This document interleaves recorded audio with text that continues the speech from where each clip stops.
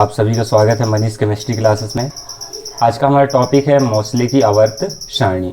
चलिए शुरू करते हैं। मोसले ने किस प्रकार से तत्वों को व्यवस्थित किया था। दोस्तों आपने एक चीज़ देखा होगा, इससे पहले मैंने आपको मेंडलीव की आवर्त सारणी भी पढ़ाई थी।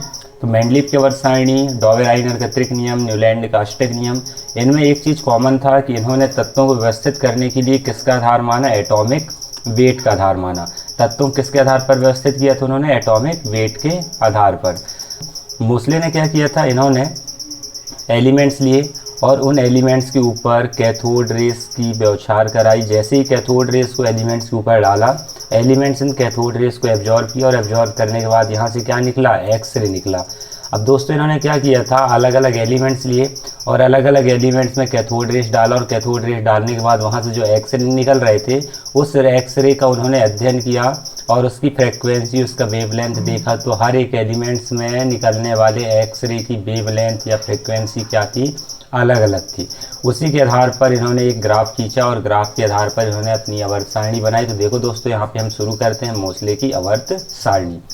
यहाँ पे लिखा हुआ है दोस्तों, सन 1913 में अंग्रेज भौतिक विज्ञानी हेनरी मोसले ने तत्वों के अभिलाक्षणिक एक्स किरण स्पेक्ट्रम में नियमितता पाई और देखा कि एक्स किरण की फ्रेक्वेंसी और एटॉमिक नंबर के मध्य अगर ग्राफ खींचा जाए तो ग्राफ खींचने पर एक सरल रेखा या स्ट्रेट लाइन प्राप्त होता है। दूसरा पॉइंट लिखा है दोस्तों, अगर यही ग्राफ एटॉमिक मास के साथ खींचा जाए तो वहाँ पे स्ट्रेट लाइन प्राप्त नहीं होता है। तो इन्होंने क्या बताया, अगर आप किसी एलिमेंट्स में कैथोड रेस डालते हैं और कैथोड रेस डालने से वहाँ पे जो एक्सरे निकलता है उस एक्सरे की फ्रेक्वेंसी और एटॉमिक नंबर के बीच अगर ग्राफ खींचा जाए तब वहाँ पे एक स्ट्रेट लाइन प्राप्त होगा।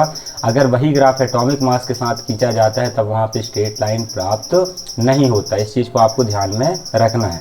अगला पॉइंट लिखा है दोस्तों, अतः मोसले ने बताया कि एटॉमिक मास की तुलना में किसी तत्व का एटॉमिक नंबर उस तत्व के गुणों को दर्शाने में अधिक सक्षम होते हैं। तो चलिए दोस्तों आगे बात करते हैं।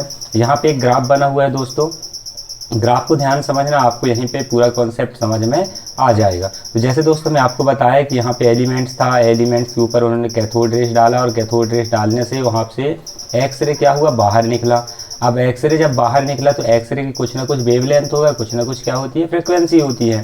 अलग अलग एलिमेंट्स के द्वारा निकलने वाला जो एक्सरे था उसकी फ्रिक्वेंसी और वेवलेंथ भी क्या था? अलग अलग था। तो इन्होंने क्या किया था, इन्होंने एक्सरे की जो फ्रिक्वेंसी है उसका रूट, यहाँ पे लिखा हुआ है दोस्तों रूट न्यू, तो क्या है? फ्रिक्वेंसी का रूट है।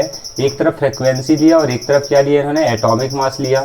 और दूसरे ग्राफ में भी क्या किया, एक तरफ फ्रिक्वेंसी का रूट लिया और एक तरफ एटॉमिक नंबर लिया। तब दोस्तों जब इन्होंने इनके बीच ग्राफ खींचा तो आप यहाँ पे देख पा रहे हैं, जब एटॉमिक मास के बीच ग्राफ खींचा था तो आपको दिख रहा है यहाँ पे जो इसका फ्रीक्वेंसी था कहीं पे बढ़ रहा था तो कहीं पे फिर क्या हो जा रहा था? घट रहा था। मतलब कभी फ्रीक्वेंसी बढ़ रही थी, कभी कम हो रही थी, अर्थात यहाँ पे स्ट्रेट लाइन प्राप्त नहीं हो रहा था। जबकि यहाँ देखा गया, जब फ्रीक्वेंसी के रूट और एटॉमिक नंबर के बीच ग्राफ खींचा गया, यहाँ पे जो ग्राफ है वो हम कैसा दिखाई दे रहा है? आपको एकदम स्ट्रेट लाइन दिखाई दे रहा है। इससे ये पता चल रहा है दोस्तों कि जो एटम्स होते हैं, एटम्स के जितने भी गुण होते हैं वो किस पर डिपेंड करते हैं? एटॉमिक नंबर पर डिपेंड करते हैं। अर्थात जैसे जैसे एटॉमिक नंबर बढ़ता जाता है एक्सरे की फ्रीक्वेंसी भी क्या होती जाती है? धीरे धीरे बढ़ती जाती है। इसी के आधार पर दोस्तों इन्होंने एक नियम दिया था, उसको देखते हैं। इसी के आधार पर दोस्तों मोसले ने मेंडलीव के आवर्त नियम का संशोधन किया और संशोधन करने के बाद उन्होंने क्या कहा? उन्होंने कहा कि तत्वों के भौतिक तथा रासायनिक गुणधर्म उनके परमाणु क्रमांक या एटॉमिक नंबर के आवर्ती फलन होते हैं। जबकि दोस्तों अभी तक आपने देखा होगा जितने भी मेंडलीव की आवर्त सारणी आई, डॉवेर-आइनर का त्रिक नियम आया, न्यूलैंड का अष्टक नियम आया, वहाँ पे उन्होंने परमाणु क्रमांक की जगह क्या माना था? परमाणु भार को बेस माना था। जबकि मोसले ने यहाँ पे किसको बेस माना? परमाणु क्रमांक को। और कहा कि किसी भी तत्व के भौतिक और रासायनिक गुण उसके परमाणु क्रमांक के एटॉमिक नंबर के आवर्ती फलन होते हैं। यहाँ पे लिखा हुआ है दोस्तों, the physical and chemical properties of the elements are periodic function of their atomic numbers. तो चलिए आगे बात करते हैं। उसके बाद दोस्तों मोसले के काम ने आधुनिक आवर्त नियम को जन्म दिया, जो कहता है कि तत्वों के भौतिक और रासायनिक गुण उनके परमाणु क्रमांक के आवर्ती फलन होते हैं। कहने का मतलब यह है दोस्तों, जो अभी आप वर्तमान में आधुनिक आवर्त सारणी देखते हैं वो आधुनिक आवर्त सारणी कहीं ना कहीं मोसले के नियम या उनके द्वारा किए गए प्रयोगों के आधार पर बनाया गया है। तो आगे देखते हैं दोस्तों कि जो आधुनिक आवर्त सारणी, जो आप वर्तमान में भी आधुनिक आवर्त सारणी देखते हैं, उनकी मुख्य बातें क्या क्या है। देखिए दोस्तों, इसमें पहला पॉइंट लिखा हुआ है, अभी जैसे आपको पता होगा कि वर्तमान में टोटल कितने तत्व हैं, 118 तत्व हैं। अब इन 118 तत्वों को उनके बढ़ते हुए परमाणु क्रमांक के आधार पर क्या किया गया है, व्यवस्थित किया गया है। आधुनिक आवर्त सारणी में दोस्तों आपको कितने ग्रुप देखने को मिलेंगे, 18 ग्रुप देखने को मिलते हैं और आवर्त की संख्या कितनी होती है, 7 आवर्त।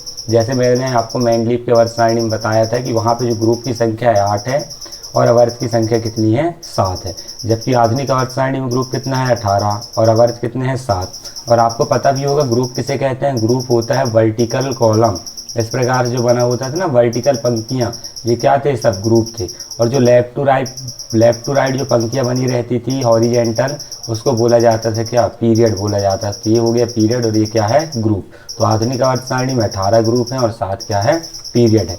इसके अलावा दोस्तों तत्वों को 4 ब्लॉक में विभाजित किया गया है, S block, P block, D block और एफ ब्लॉक। तो चलिए इसके आवर्त सारणी देखते हैं हम। दोस्तों ये आपके सामने बना हुआ है आधुनिक आवर्त सारणी। यहाँ पे आप देख पा रहे हैं कि आपको 18 ग्रुप दिखाई दे रहा होगा।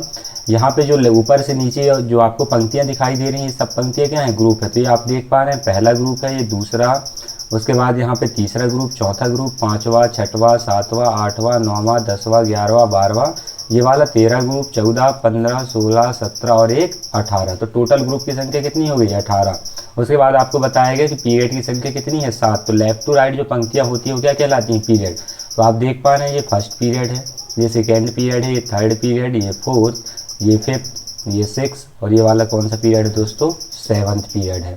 तो ये था आधुनिक आवर्त सारणी। इसके अलावा आपको पता है कि 4 ब्लॉक हैं। अब 4 ब्लॉक कौन कौन से हैं, एस, पी, डी और एफ। ये जो 2 ग्रुप आप देख पा रहे हैं, ये कौन सा ब्लॉक है, एस ब्लॉक है। उसके बाद ग्रुप नंबर 3 से ग्रुप नंबर 12 तक कौन सा ब्लॉक है दोस्तों, डी ब्लॉक है। ग्रुप नंबर 13 से ग्रुप नंबर 18 तक इसको कौन सा ब्लॉक बोलते हैं दोस्तों, पी ब्लॉक। और यहाँ पे जो लैंथेनाइड और एक्टिनाइड सीरीज दिखाई दे रहा है आपको, ये कौन सा ब्लॉक है दोस्तों, एफ ब्लॉक है। तो हम नेक्स्ट वीडियो में इन ब्लॉक के बारे में एक एक करके अध्ययन करेंगे। तो आज का वीडियो आपको समझ में आया होगा। अगर कोई समस्या होगा तो आप कमेंट सेक्शन में लिख सकते हैं। आज के लिए बस इतना ही, मिलते हैं नेक्स्ट वीडियो में। तब तक के लिए बहुत बहुत धन्यवाद।